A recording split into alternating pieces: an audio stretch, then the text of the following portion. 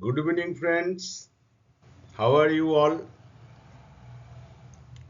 Now I have initiated to design and drawing of cross-sectional design of OHE,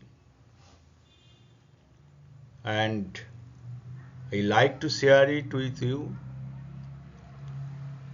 The figure shows a single cantilever,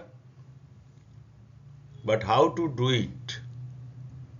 First, as per the implantation and incumbents, you prepare an Excel sheet to find out all the length of the tubes as per the implantation and incumbents. Like the mainline incumbents is 1400, but when it will be just after the anchor mast, the contact to catenary will be 400. So according to the incumbents and implantation, your tube length will change, and it can be done by the cantilever calculation that already I have told you. Here is single cantilever. Its implantation is 3500. So according to this, you have to design the cantilever length, the stay tube and bracket tube, and you need the cantilever calculation portion to find it out. The length will be with the inclusion of your insulators, and from hole to hole it is near about 500 millimeter, and the stay attachment is must face to the hole center is near about 125 millimeter, and your bottom attachment is 200 millimeter away from the mast face. That means the hole center of the bottom attachment and the mast face, that is 200 millimeter, and the distance from the center point of the bottom attachment to the hole center of the bottom attachment is 156 millimeter. All I have already showed in the my previous videos or slides, and according to the staggering, your RT length will be like that. Somewhere it is plus, somewhere it is minus. Plus means away from the mast, and minus means towards the mast. Normally on mainland it is kept near about 200 plus or minus, but for curvature you can keep it 300 millimeter,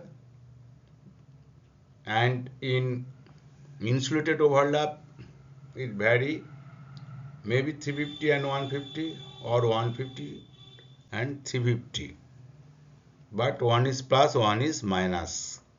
That means if 350 is plus, 150 will be minus. That total difference will be 350 plus 150 is equal to 500 millimeter. 500 millimeter is maintained to provide electrical clearance. Why electrical clearance? It is insulated overlap. That means the consecutive two tensile length will not be electrically bridged. It will be electrically isolated, and through the isolator it will be bridged or continued supply from one tensile length to another. It is in insulated overlap. So you have to maintain the electrical clearance both horizontally and perpendicularly, so that electrical clearance is there. If you open the isolator, the dead portion should not be energized due to little clearance. You have to maintain this 500 millimeter. Then your torque center is also required. DC, your implantation, and nowadays all the mast is of B series type. According to the load of the mast, your foundation depth will vary. Also the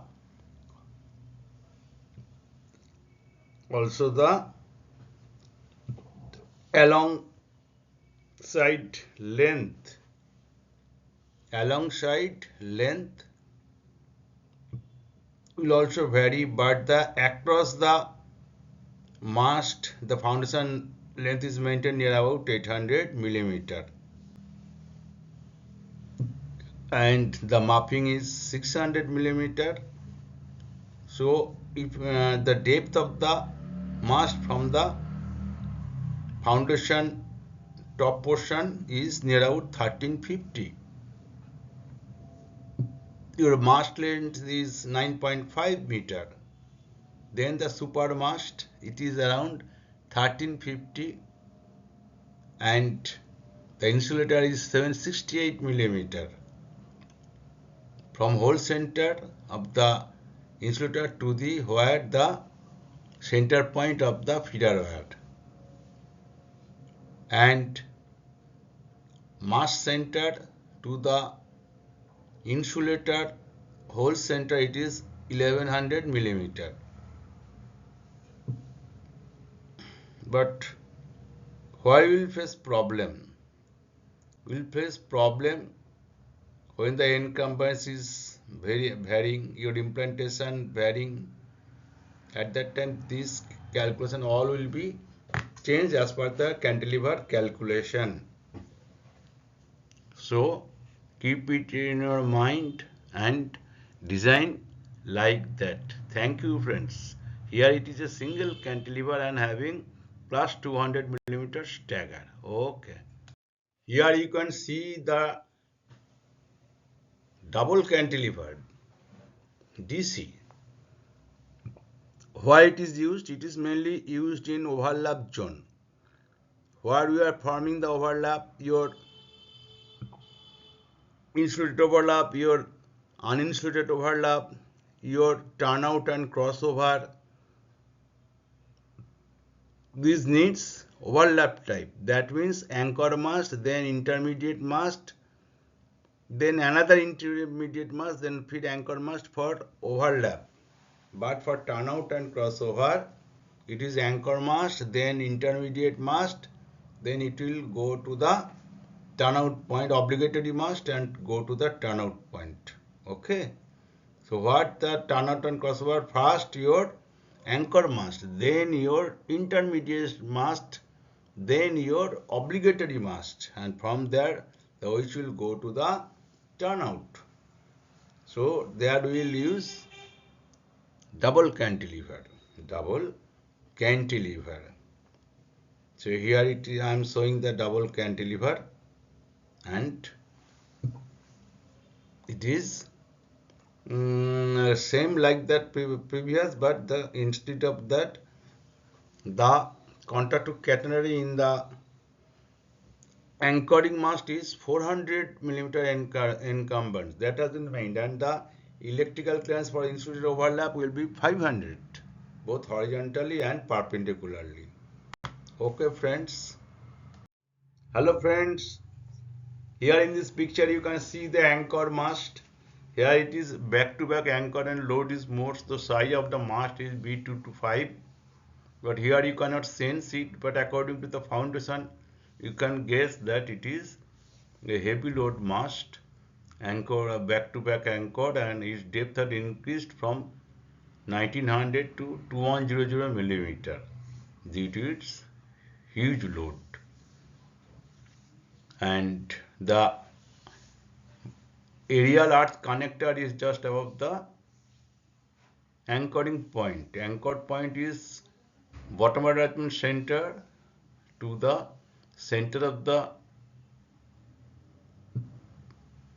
anchor attachment is 1200. And also we are providing in the foundation level buried earth connector. Buried earth connector, it has not been shown here. Later I will show you. Hello friends.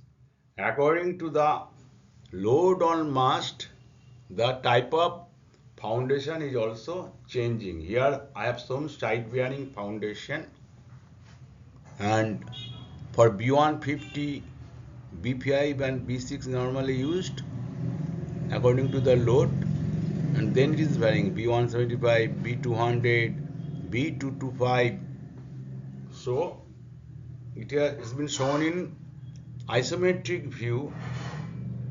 In isometric you can see that the lateral length along the track it is varying, but across the track it is near about 800 millimeter. It is fixed across the track, but along the track according to the load and foundation size it is varying. So this is the design portion, but to do this design first you should know the cantilever calculation. You made it in the Excel sheet. Then you need to make a chart for each location about its location number, then its type of mast, then its foundation code, type of foundation, and if it is type of anchor,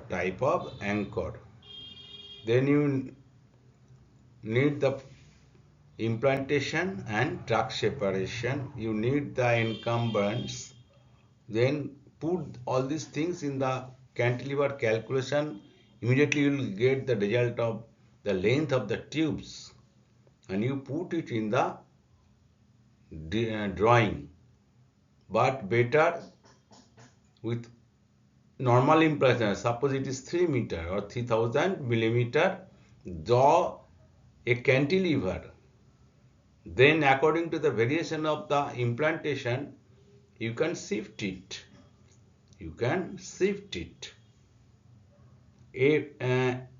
An accurate cantilever drawing, later you use it for the other location. No need to calculate the cantilever length. If you know the stagger, if you know the implantation, it can be adjusted, but you do the cantilever calculation so that you can check it if you are right or not.